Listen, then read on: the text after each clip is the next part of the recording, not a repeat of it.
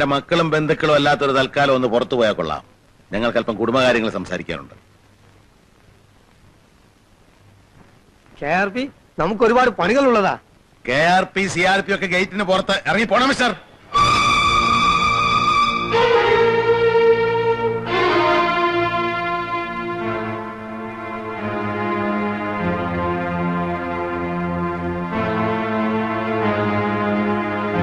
ഇവളുടെ ഭാഗത്തിന്റെ കാര്യമല്ലേ നിനക്ക് സംസാരിക്കാനുള്ളത്? അതെ, 1966 അമെന്റ്മെന്റ് പ്രകാരം.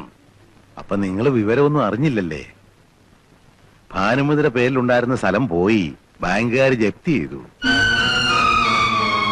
ഇനിയിപ്പൊ നിങ്ങളുടെ വീതം ബാങ്കുകാരോട് എന്ന് ചോദിക്കും, അവര് ചിലപ്പോ തരുമായിരിക്കും. പിന്നെ ഉള്ളത് ഈ വീടാ. വീട് എന്റെ പേരില.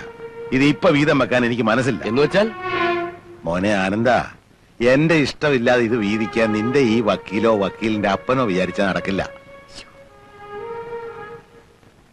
എന്റെ മോളെ കെട്ടണമെന്ന് പറഞ്ഞ് ഞാൻ നിന്റെ പിന്നാലെ വന്നു.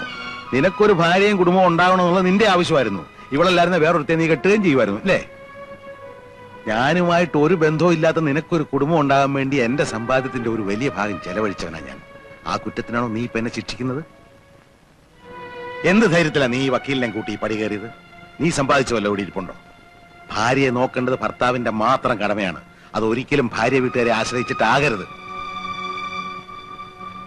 നിനക്കും ഉണ്ടല്ലോ മോളെ 2 കുഞ്ഞുങ്ങള്. നാളെ അവര് നിന്നോട് ഇങ്ങനെ പെരുമാറിയാൽ എന്തായിരിക്കും നിന്റെ സ്ഥിതി?